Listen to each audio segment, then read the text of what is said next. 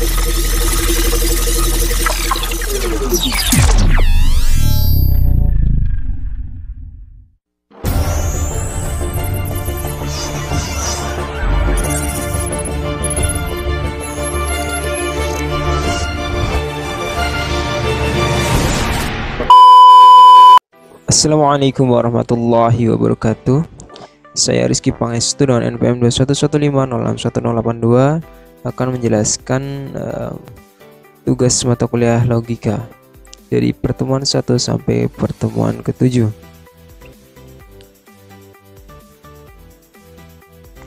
Yang pertama, pada pertemuan pertama terdapat materi pengantar dan konsep dasar logika.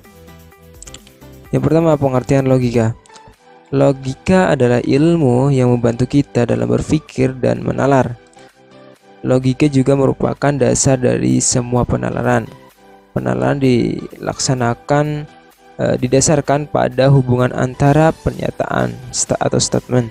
Penalaran artinya mencapai kesimpulan dari berbagai pernyataan di dalam logika. Tidak semua jenis kalimat menjadi objek tinjauan. Aristoteles adalah peletak dasar-dasar logika. Yang kedua yaitu terdapat preposisi, yaitu kalimat deklaratif dalam logika proposisional disebut juga proposisi.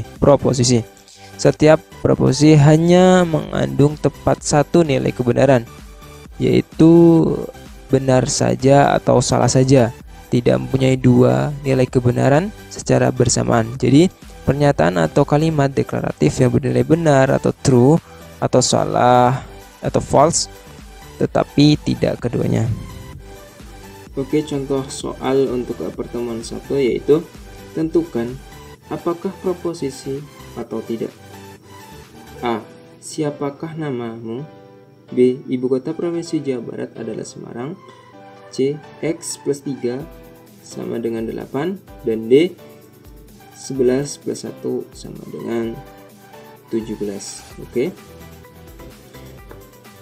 Kita lihat di sini yang pernyataan A, argumen A, ternyata ini sebuah kalimat pertanyaan. Jadi ini bukan proposisi. A bukan proposisi.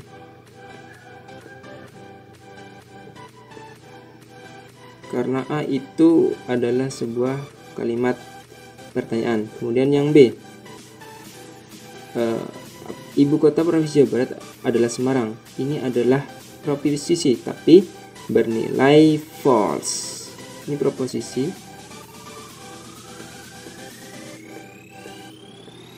tapi bernilai false. Apabila ibu kota provinsi Jawa Barat ini adalah Bandung, maka bernilai true. Kemudian yang C, apakah ini proposisi? X plus 3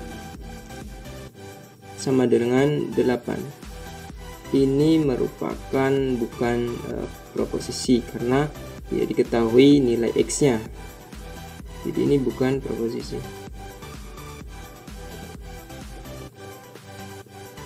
Kemudian yang D, ini diketahui semua, 11 plus 1 sama dengan 17. Ini merupakan proposisi tapi bernilai false karena 11 tambah 1 adalah 12, di sini 17. Berarti ini proposisi yang bernilai false.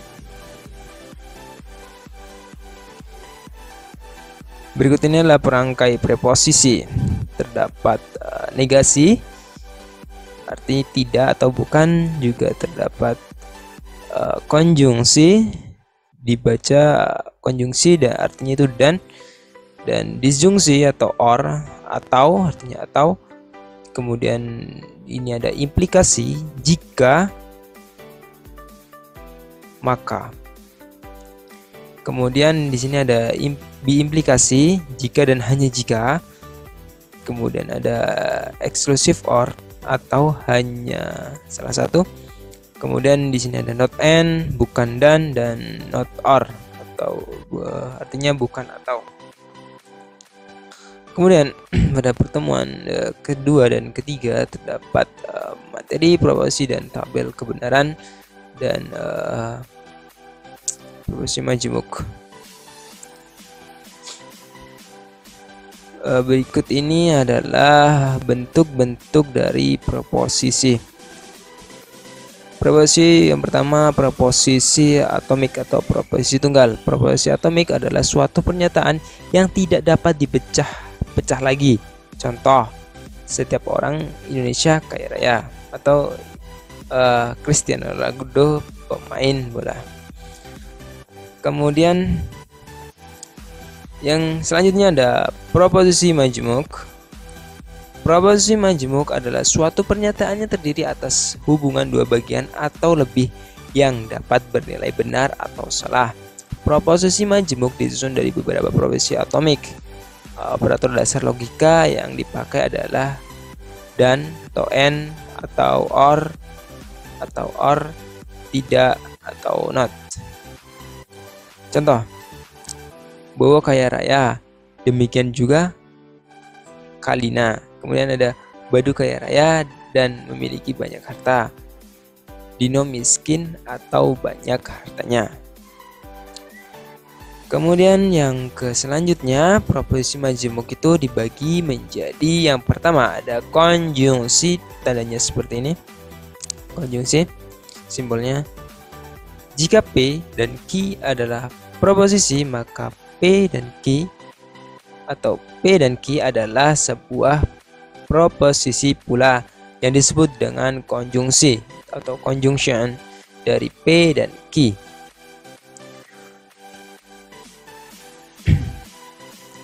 Dan nilai kebenaran dari P dan Q adalah true pada saat P dan Q kedua-duanya bernilai true, dan false bila salah satu atau keduanya dari P dan Q bernilai false.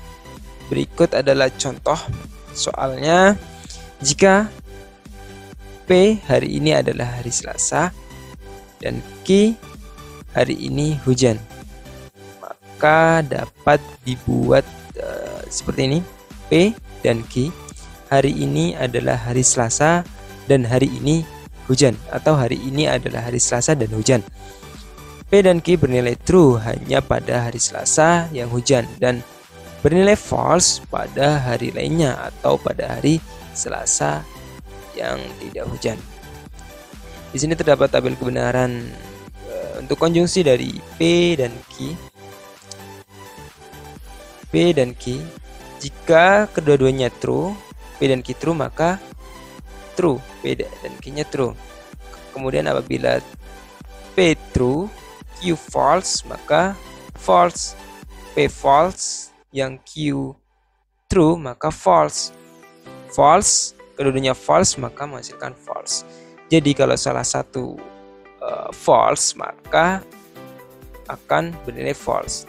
Tapi kalau kedua-duanya true, maka akan bernilai true. Itu untuk konjungsi. Dan selanjutnya itu disjungsi. Or, jika P dan Q adalah proposisi, maka P dan Q atau P dan Q, P atau Q adalah sebuah proposisi pula jika disebut sebagai disjungsi atau disjunction dari P dan Q. Dan nilai kebenaran dari P or Q adalah false pada saat P dan Q kedua-duanya bernilai false, dan true bila salah satu atau kedua-duanya dari P dan Q bernilai true. Contoh, jika P hari ini adalah hari Selasa, Q-nya hari ini hujan, maka P or Q hari ini adalah hari Selasa atau hari ini hujan. P or Q bernilai false apabila harinya bukan hari Selasa dan pada hari itu tidak hujan, dan bernilai true apabila harinya adalah hari Selasa dan atau apabila harinya hujan. Di sini terdapat tabel kebenaran dari disjungsi P dan Q. Apabila P true, Q true, maka bernilai true. Apabila P true, Q false akan menghasilkan true. Apabila P false dan Q true, maka menghasilkan true. Apabila keduanya false, maka menghasilkan false. Dapat dilihat apabila salah satu saja true, maka akan menghasilkan bernilai true. Yang ketiga yaitu negasi. Jika P adalah sebuah proposisi, maka negasi P adalah sebuah proposisi pula. Negasi P disebut negasi atau negation dari P atau tidak P atau not P. Nilai kebenaran dari negasi P adalah true apabila P bernilai false dan bernilai false apabila P bernilai true. Hubungan antara nilai kebenaran dari P dan negasinya, negasi P, dapat pula dinyatakan dalam suatu tabel yang disebut tabel kebenaran. Contoh A. Negasi proposisi Jakarta adalah ibu kota Indonesia.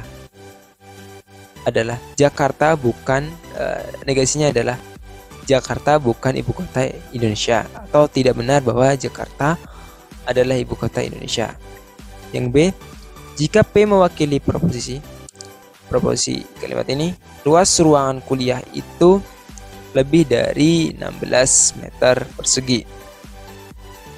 Maka negasi P mewakili proposisi, negasi dari kalimat ini tadi, yaitu luas ruangan kuliah ini kurang dari atau sama dengan 16 meter 42.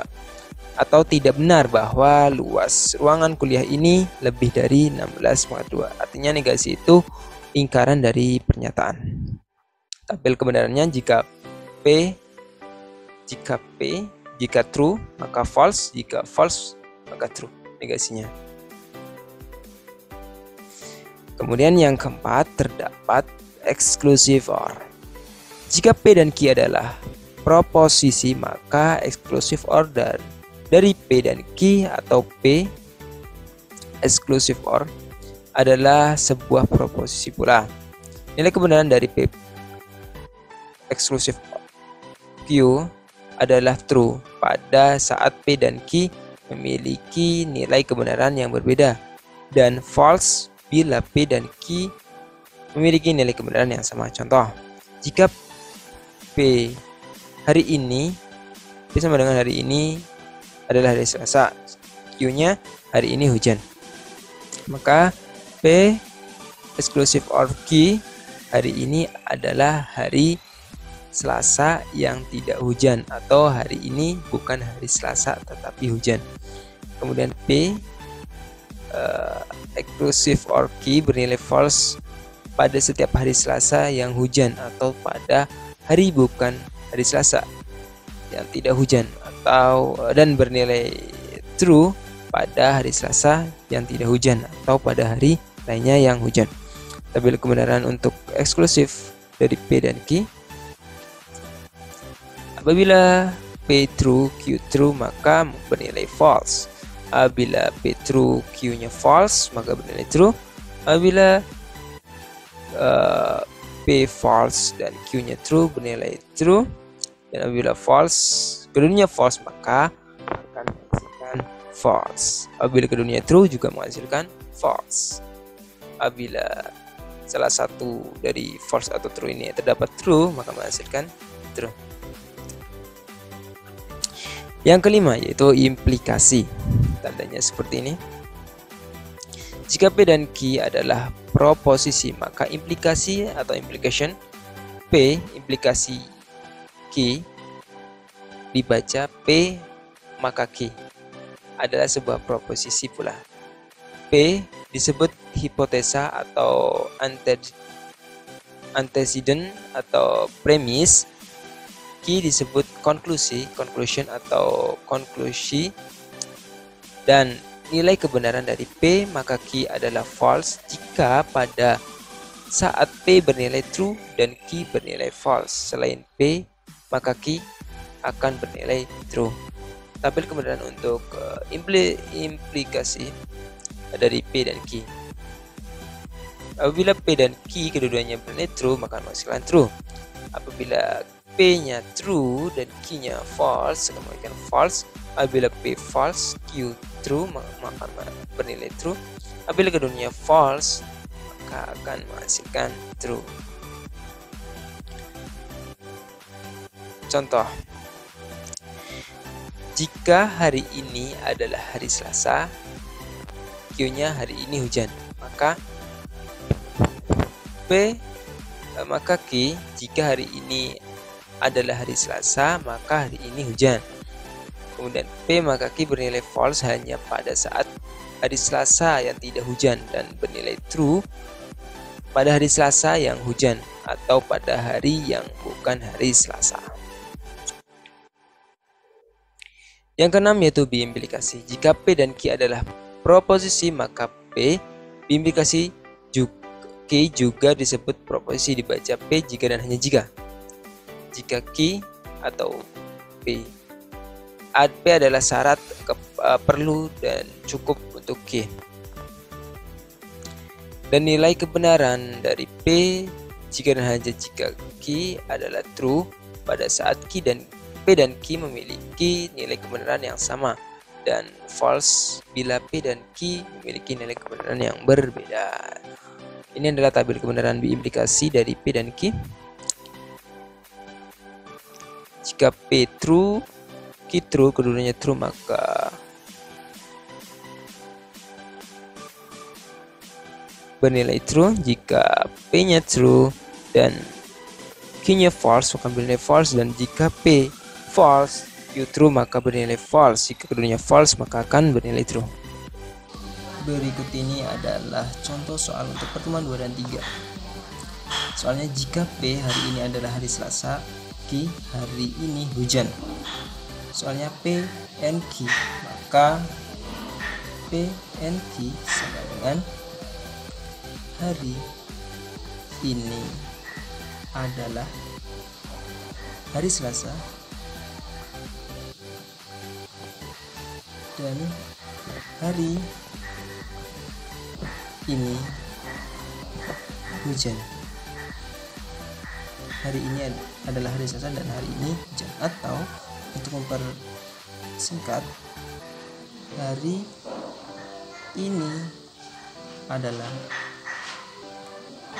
hari Selasa dan hujan. Ini dan tanda ini. Kemudian untuk selanjutnya yaitu tabel kebenaran. Jadi pada tabel kebenaran P and Q, jika true, kedua-duanya true, maka true. Jika salah satu dari ini adalah false, maka false. Contoh soal yang berikutnya yang nomor 2. Jika P hari ini adalah hari Selasa dan Q hari ini panas, maka P jika dan hanya jika Q itu adalah hari ini adalah hari Selasa jika dan hanya jika hari ini panas.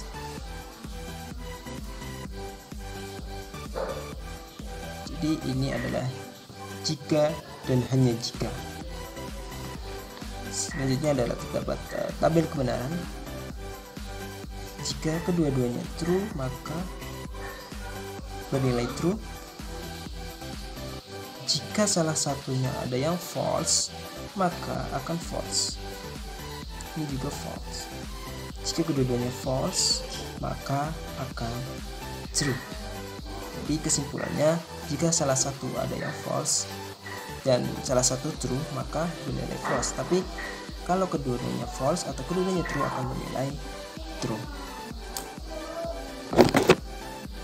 Kemudian pada pertemuan keempat itu terdapat pembuktian dan argumen validitas argumen.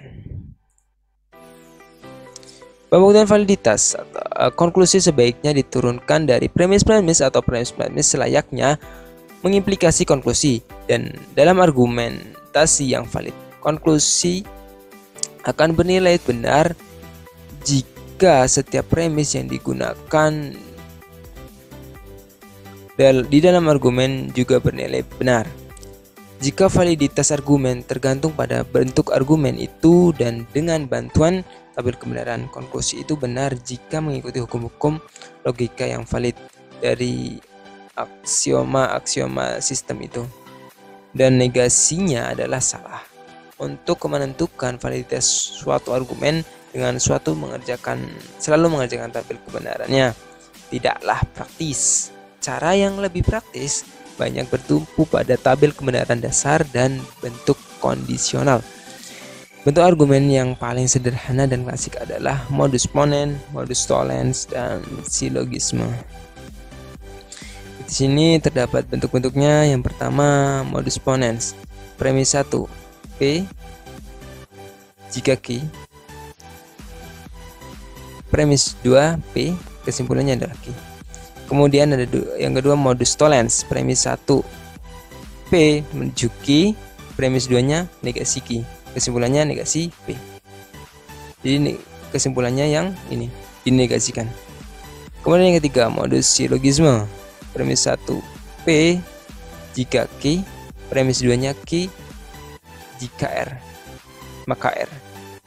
Q maka R. Kesimpulannya P maka R. Artinya ini premis yang pertama dan maka R yang di akhir. Yang keempat yaitu silogisme disjungsif. Premis 1, P or Q atau P or Q. Premis 2 yaitu negasi Q atau negasi Q. Negasi P atau negasi Q. Salah satunya kesimpulannya boleh negasi P atau negasi Q. Kesimpulannya yaitu P atau semuanya Q atau P. Simplikasi. Premis 1, P dan Q atau P dan Q. Kesimpulannya boleh salah satunya yaitu P atau Q. Kalau yang tadi itu dinegasikan dan kesimpulannya yang ini yang tidak dinegasikan. Yang keenam, konjungsi. Premis 1 P, premis 2 Q. Maka kesimpulannya P and Q. Yang ketujuh, dilema konstruktif. Premis 1 P maka Q di N-kan dengan R maka S. Premis 2-nya P or Q. Kesimpulannya Q or S. Yang kedelapan, dilema destruktif. Premis 1-nya P maka Q di N-kan dengan R maka S. Premis 2-nya negasi P or negasi S. Kesimpulannya berarti negasi P or negasi S. Kemudian ada adisi atau ADD. Premis 1 P, kesimpulannya P or Q. Ini adalah contoh soalnya. Jika ibu pergi ke pasar, maka bapak pergi ke kantor. Ibu dan kakak pergi ke pasar, jadi bapak pergi ke kantor. Kita buat dulu pemisalan. Misal P itu buat ibu pergi ke pasar, dan Q itu untuk bapak pergi ke kantor.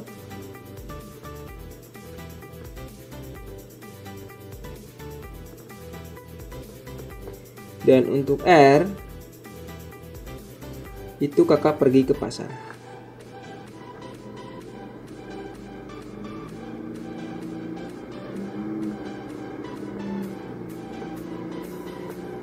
Kemudian kita simbolkan dengan notasi logika, yaitu P maka Q, P maka Q, dan P N R dan R.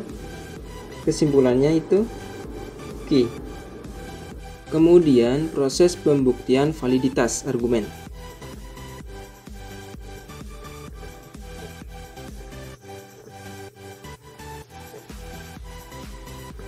Yang pertama, tadi P maka Q itu adalah premis. Yang kedua, P N R itu juga premis. Kesimpulannya itu key. Yang ketiga, kita lihat dari nomor 2, itu terdapat n. N tadi itu telah dijelaskan itu menggunakan simplikasi. Nomor 2 berarti ini P, ini menggunakan simplikasi. Nomor 2. Kemudian yang nomor 4, kita lihat nomor 1 dan nomor 3 itu P maka Q, dan di sini P. Ini kalau kita lihat dia menggunakan modus ponen. Jadi P maka Q berarti di sini Q. 1 tadi nomor 1 dan nomor 3 menggunakan apa tadi? Menggunakan modus ponen. Jadi seperti itu.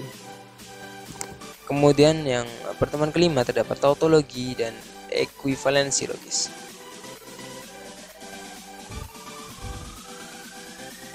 Tautologi adalah pernyataan majemuk yang selalu benar untuk semua kemungkinan nilai kebenaran komponen-komponennya. Contoh soal tautologi ini tunjukkan bahwa pernyataan majemuk negasi P maka Q dan OR negasi P adalah tautologi. Kemudian terdapat kontradiksi. Yang selanjutnya kontradiksi. Kontradiksi adalah pernyataan majemuk yang selalu bernilai salah untuk semua kemungkinan nilai kebenaran komponen-komponennya. Contoh soal kontradiksi, tunjukkan bahwa pernyataan majemuk negasi dari negasi dinegasikan P maka Q or P NP adalah kontradiksi. Perintahnya.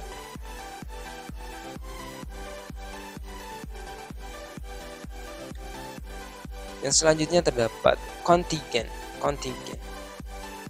Kontingen adalah suatu ekspresi logika yang mempunyai nilai kebenaran dan salah di dalam tabel kebenarannya tanpa mempedulikan nilai kebenaran dari proposisi yang berbeda di dalamnya.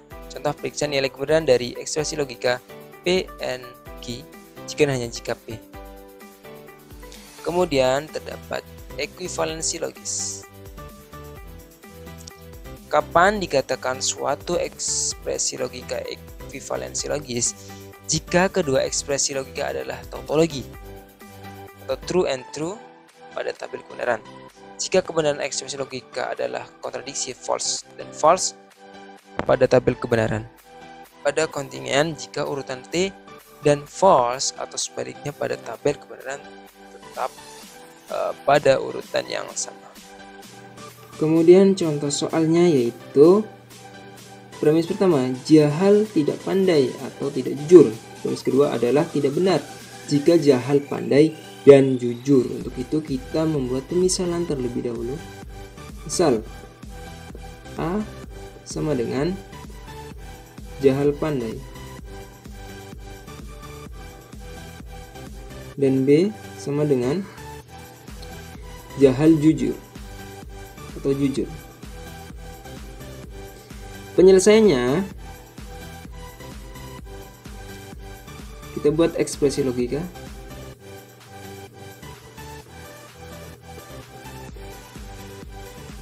Yang pertama, jahal tidak pandai berarti negasi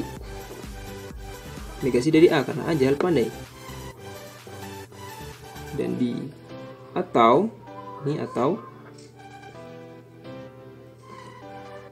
tidak jujur itu B, jujur itu B. Kalau tidak jujur berarti negasi B. Kemudian yang kedua adalah tidak benar jika jahal pandai dan jujur, berarti semua ini di dalam kurung kemudian dinegasikan kemudian di dalam kurung. Negasi dalam kurung A dan B. Berikut adalah tabel kebenarannya. Jika A di-AND-kan dengan B, maka false and false maka false, false and true maka false, true and false maka false, true keduanya true maka true. Kemudian ini negasi A diorkan dengan negasi B. Negasi A itu true, negasi B itu true. True or true, maka true. Kemudian ini true, ini juga true, dan ini false. Kemudian yang ini A and B, kemudian dinegasikan. A and B ini dinegasikan, berarti lawannya false true. Kemudian ini true pula, ini false, ini true, berarti ini false. Yang keenam yaitu penyederhanaan dan strategi pembalikan. Yang keenam, penyederhanaan dilakukan menggunakan hukum-hukum logika. Proses penyederhanaan akan berhenti pada bentuk ekspresi logika yang paling sederhana dan tidak mungkin disederhanakan lagi. Perangkai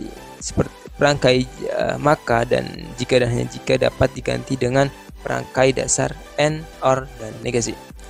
Dalam tautologi, nilai kebenaran dapat diganti sebagai berikut: true gitu jadi 1, false itu 0. Jika hasil penyederhanaan bernilai 1, maka tergolong tautologi. Jika bernilai 0, maka tergolong kontradiksi. Jika bernilai 1 ataupun 0, maka tergolong kontingen. Yang selanjutnya yaitu strategi pembalikan. Strategi pembalikan digunakan untuk membuktikan validitas suatu ekspresi logika untuk argumen dan untuk memastikan nilai-nilai premis benar yang harus diikuti oleh kesimpulan yang benar. Teknis ini mirip penyederhanaan, perbedaan terletak pada kesimpulan argumen yang harus disalahkan dengan cara dinegasikan atau diberi nilai false. Konsistensi. Definisi. Koleksi dari pernyataan-pernyataan tersebut konsisten jika pernyataan-pernyataan tersebut secara simultan semuanya benar. Konsistensi dapat dibuktikan dengan membuat pernyataan menjadi ekspresi logika dan dibuktikan melalui tabel kebenaran. Kemudian ini adalah contoh soalnya. Pertama, jika armada mengadakan konser, maka penonton akan hadir jika harga tiket tidak terlalu tinggi. Yang kedua, jika armada mengadakan konser, maka harga tiket tidak terlalu tinggi. Ketika dengan demikian, armada mengadakan konser, maka penonton akan hadir. Kita buat dulu langkah pertama, yaitu pemisalan. A. Untuk armada mengadakan konser.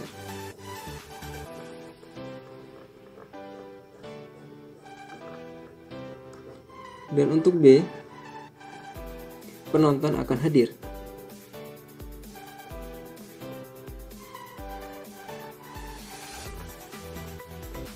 Dan yang C, harga tiket terlalu tinggi.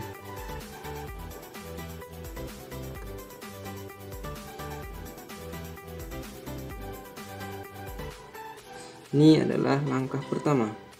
Langkah yang kedua, mengubah pernyataan menjadi ekspresi logika.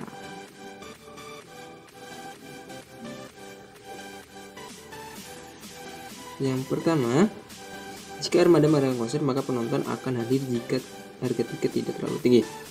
A. Armada mengadakan konser. Jika A, maka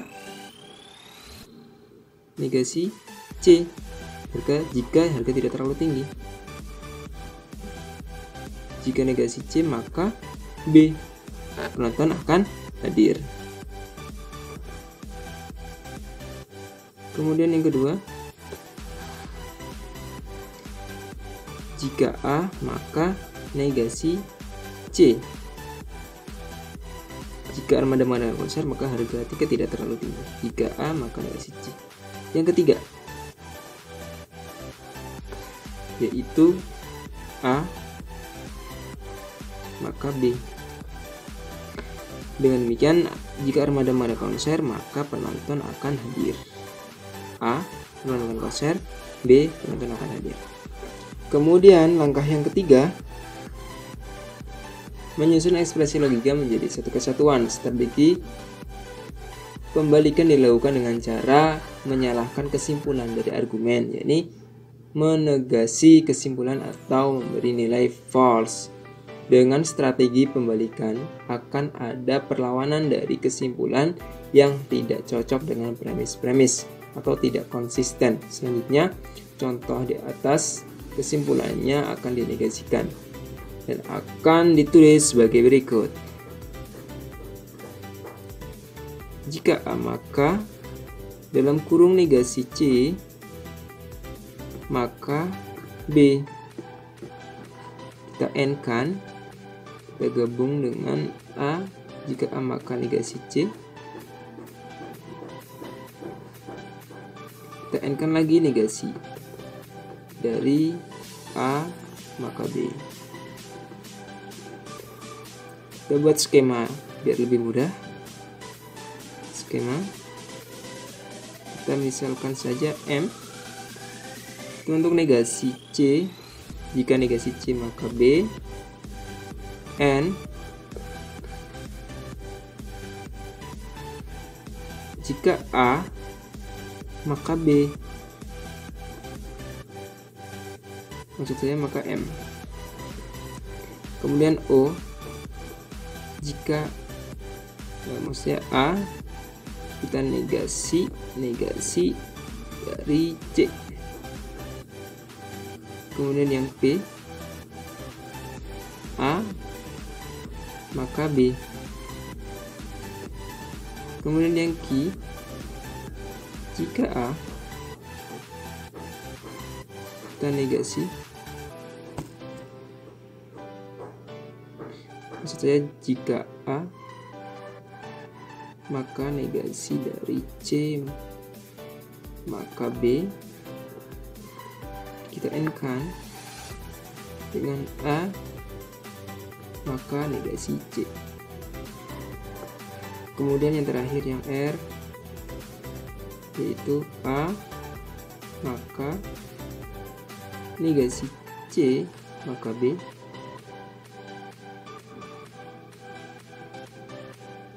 kita N-kan dengan A maka C, N-kan lagi dengan A maka B.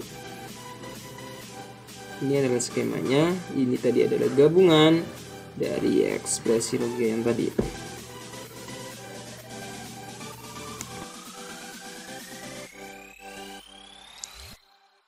Ternyata hasil negasi dari kesimpulan dengan premis-premis tidak konsisten. Hasilnya false karena adanya strategi pembalikan. Hasil yang semula bernilai false justru menjadi bernilai true, sehingga argumen di atas valid. Pada dasarnya, untuk mencapai premis-premis yang bernilai true dengan kesimpulan bernilai false, bernilai true sehingga mendapatkan hasil bernilai true. Tidak memerlukan tabel kebenaran secara keseluruhan, cukup dengan menemukan pasangan dan variabel proporsional yang akan menghasilkan nilai true pada premis-premis dan kesimpulan. Jika ada premis-premis dan kesimpulan yang bernilai true, bisa dipastikan argumen tersebut valid. Teknik ini disebut model. Pertemuan ketujuh yaitu terdapat tableau semantik. Tableau semantik adalah bentuk-bentuk proposisi yang dibangun berdasarkan aturan tertentu yang biasanya dibentuk pohon pohon terbalik dengan cabang-cabang dan ranting yang relevan. Dalam strategi pembalikan, jika diketahui premis-premis bernilai true dan kesimpulan bernilai false, jika hal itu bisa dibuktikan maka argumen tersebut tidak valid. Sebaliknya, jika hal tersebut tidak bisa dibuktikan maka argumen tersebut valid. Jadi premis-premis yang bernilai true seharusnya juga menghasilkan kesimpulan yang bernilai true juga. Kevalidan tableau semantik. Jika semua cabang tableau tertutup, maka ekspresi logika tersebut tidak konsisten atau mutually inconsistent, atau mereka bernilai salah semua. Akan tetapi jika terdapat satu cabang saja yang terbuka, maka akan setidak-tidaknya satu baris yang bernilai true, dinamakan tableau semantik yang konsisten. Berikut inilah aturan-aturan tabel semantik. Terdapat 9 aturan. Seperti ini, A, N, B, A dan B. Ini terdapat aturan-aturan dari tabel semantik. Yang ke-10 itu jika ada bentuk A dan negasi A dalam suatu cabang, maka terjadi ketidakkonsistenan pada cabang tersebut dan cabang tersebut dinyatakan tertutup dan cabang tersebut tidak bisa dikembangkan lagi. Hal ini disebabkan tidak mungkin A sama dengan true dan cabangnya negasi A sama dengan true.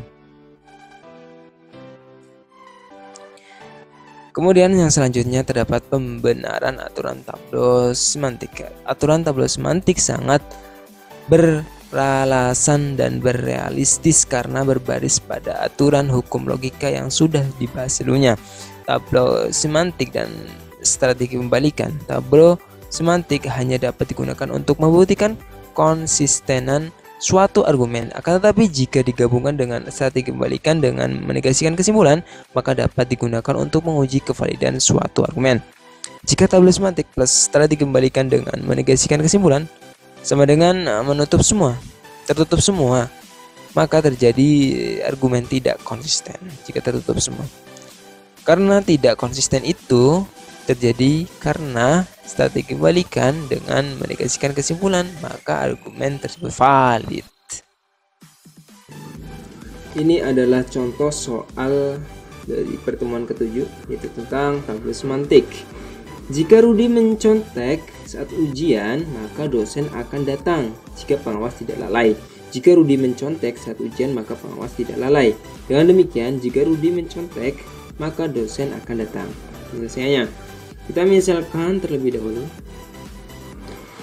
Untuk A itu Rudi mencontek saat ujian.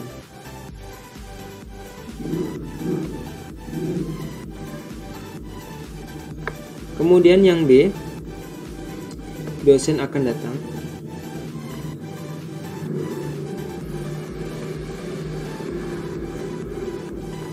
Dan yang C itu kita misalkan sebagai pengawas lalai.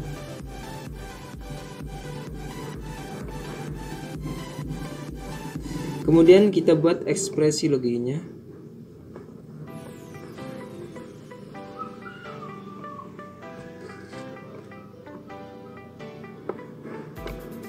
Yang pertama, A, jika A maka negasi C, maka B. Yang kedua, jika A maka negasi C. Kemudian yang ketiga, jika A maka B. Jika Rudi mencontek, maka dosen akan datang. Jika A, maka B. Kemudian di sini setelah kita buat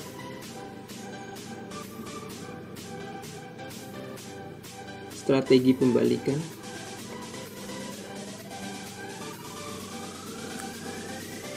SP, negasi, kesimpulan. Setelah dilakukan SP negasi kesimpulan, maka terjadi seperti ini.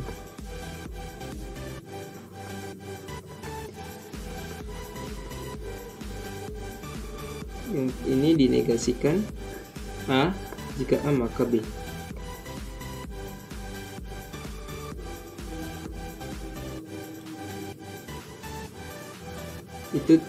Ini merupakan langkah pertama. Kemudian kita langkah kedua.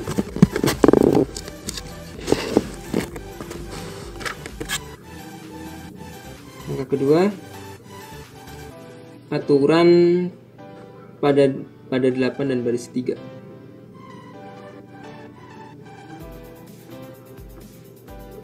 Aturan pada 8 pada baris 3.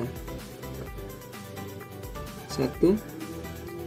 Jika A maka negasi C, maka B. Kedua, A maka negasi C. Yang ketiga, negasi dalam kurung A maka B bercabang. Yang keempat, A. Kelima itu negasi B. Kemudian langkah yang ketiga, aturan 3 pada baris 2. Yang pertama, jika A maka negasi C maka B. Yang kedua, jika A maka negasi C. Yang ketiga, negasi A maka B bercabang. Yang keempat dengan A. Kemudian yang kelima itu negasi B memiliki cabang. Yang pertama negasi A dan negasi C. Yang ke-6, yang negasi ini tertutup.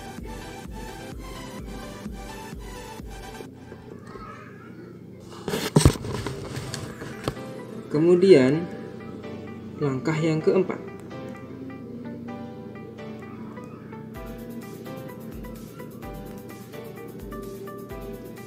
aturan 3 pada baris 1. Yang pertama, A jika A maka negasi C maka B. Kemudian yang kedua, jika A maka negasi C. Yang ketiga, negasi dalam kurung A maka B ini memiliki cabang A. Dan yang kelima, negasi B memiliki cabang pula. Itu yang keenam, yaitu negasi A dan negasi C. Yang negasi ini tertutup. Yang negasi C ini memiliki cabang lagi.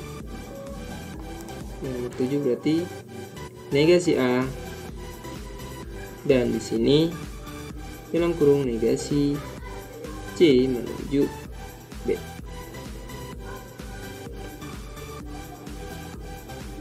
Yang negasi A tertutup.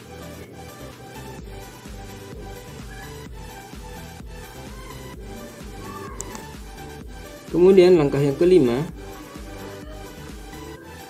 aturan 3 pada baris 7.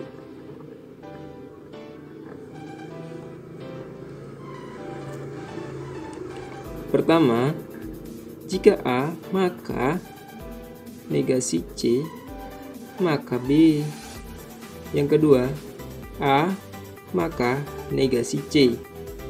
Yang ketiga, negasi A, negasi dalam kurung A maka B itu memiliki cabang A dan negasi B ini memiliki cabang pula negasi A dan bercabang negasi C. Ini tertutup negasi A nya dan negasi C itu memiliki cabang negasi A dan negasi C maka B. Ini memiliki cabang lagi negasi C dan B. Ini tertutup. Ini juga tertutup. 7 ini 8. Kemudian langkah yang kelima, langkah yang keenam,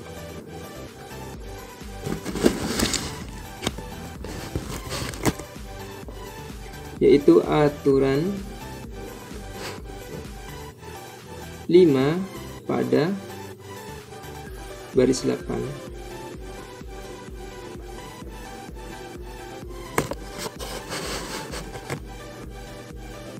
Pertama, jika A, maka dalam kurung negasi C, maka B. Yang kedua, A, maka negasi C. Yang ketiga, ini negasi dalam kurung A, maka B. Ini memiliki cabang A dan cabang negasi B, bercabang lagi negasi A dan negasi C. Nomor 5, 6.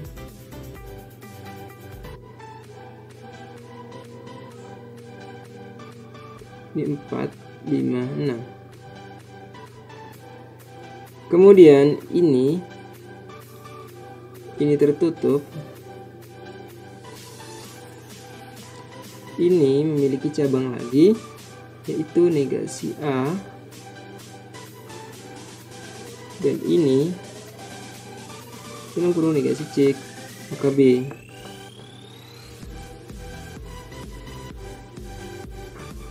Ini tertutup, dan ini memiliki cabang lagi, yaitu negasi C. Ini B tertutup, dan ini memiliki cabang lagi, yaitu C tutup.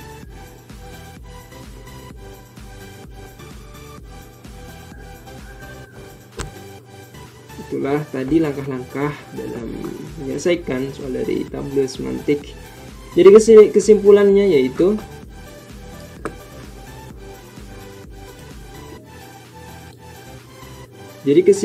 yaitu karena seluruh tabel tertutup, berarti terjadi ketidakkonsistenan seluruh argumen.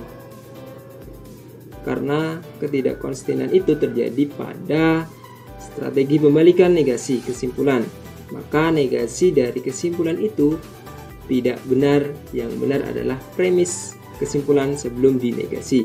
Maka argumen tersebut adalah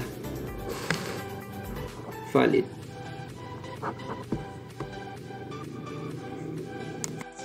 Demikianlah tadi penjelasan mengenai materi logika dari pertemuan 1 sampai 7. Apabila ada kesalahan, saya mohon maaf. Saya akhiri. Wassalamualaikum warahmatullahi wabarakatuh.